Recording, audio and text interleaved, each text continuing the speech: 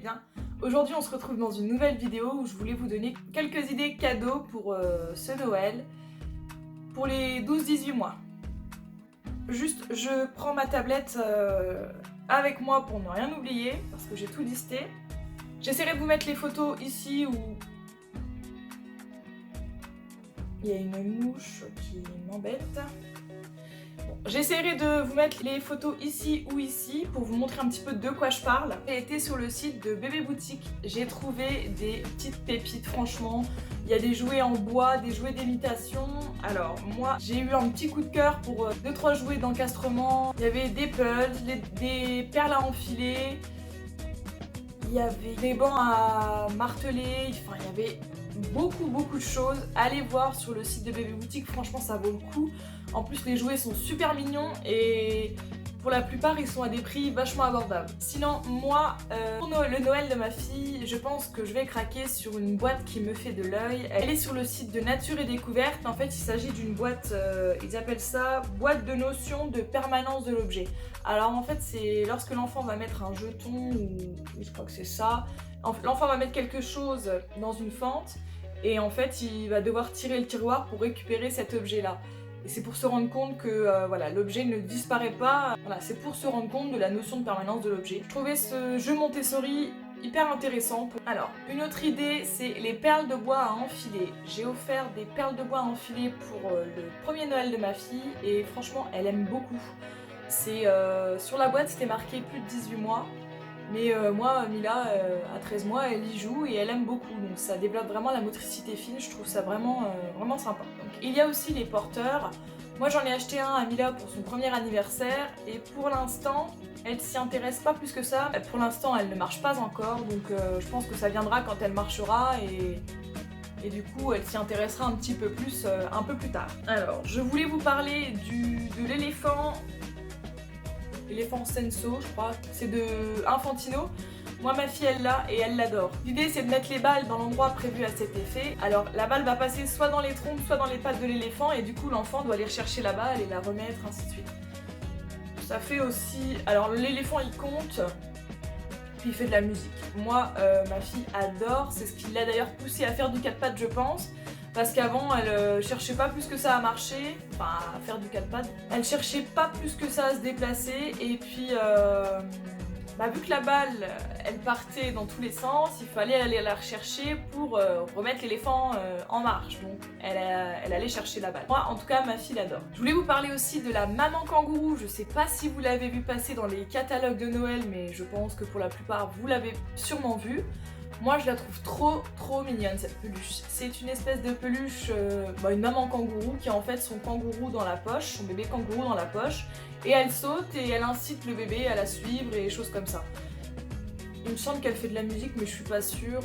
Info à vérifier, franchement je suis pas sûre. Moi je la trouvais trop mignonne donc elle va faire partie de la liste de Noël de ma fille. Il y a aussi Mathieu le paresseux, je sais pas si vous l'avez vu, moi je le trouve trop beau aussi. Alors lui par contre il fait de la musique et je me semble qu'il parle. Il me semble que lui il parle, il fait de la musique, choses comme ça et franchement je trouve qu'il a un super design, il est trop mignon donc il va aussi faire partie des cadeaux de Noël de ma fille je pense. Si vous n'avez pas d'idée, il y a toujours les livres. Les livres pour moi c'est un cadeau, un beau livre c'est un cadeau qui fait son petit effet, je trouve que c'est sympa. Et je trouve que c'est utile et intéressant en même temps pour un enfant. Donc moi je dis que si vous savez pas quoi acheter, achetez un livre. D'offrir un beau livre, je trouve que c'est sympa. Il y a aussi les instruments de musique. Entre 12 et 18 mois, les enfants ils adorent la musique, ils adorent faire du bruit. Les tables d'activité. Mila en a une et elle adore y jouer. Donc je vous conseille une table d'activité si vous n'en avez pas. Moi j'avoue. Je vois quand même pas mal d'enfants de cette tranche d'âge-là jouer avec les méga blocs, donc ça peut être une idée. Cette année aussi, j'avais le projet de lui créer un petit espace multisensoriel. En fait, à la maison, on a une troisième chambre qui est une chambre un petit peu de jeu, une petite salle de jeu. Et je voulais lui créer un petit espace un petit peu, je vais pas dire snuzzelaine, mais voilà, j'avais envie de lui créer un espace multisensoriel. Donc qu'est-ce que j'entends par espace multisensoriel? En fait l'idée c'est d'acheter un petit projecteur qui fait en même temps enceinte. Donc il va projeter de la lumière, différentes lumières, ça peut être des vagues, ça peut être des formes un petit peu de la nature, enfin en fonction du projecteur que vous achetez. Et il va projeter ça donc du coup sur le mur. Il fera aussi enceinte, moi celui que je veux. Je sais pas encore lequel choisir, donc je vous mettrai pas de lien parce que je sais pas encore lequel je vais choisir réellement. Je sais juste que je veux un projecteur qui fasse enceinte parce que je veux mettre aussi de la musique. Le but c'est de développer les sens, donc j'ai vraiment envie d'introduire la musique dans dans mon petit cocon multisensoriel, on va appeler ça comme ça. Il y aura aussi des balles lumineuses avec différentes formes, différentes textures. Il y aura aussi des bâtons lumineux, des bâtons en mousse. Ce sera des... Enfin voilà, il y aura aussi des petites, vous savez, les petites étoiles phosphorescentes là dans le noir où on peut coller ça sur les murs et des choses comme ça.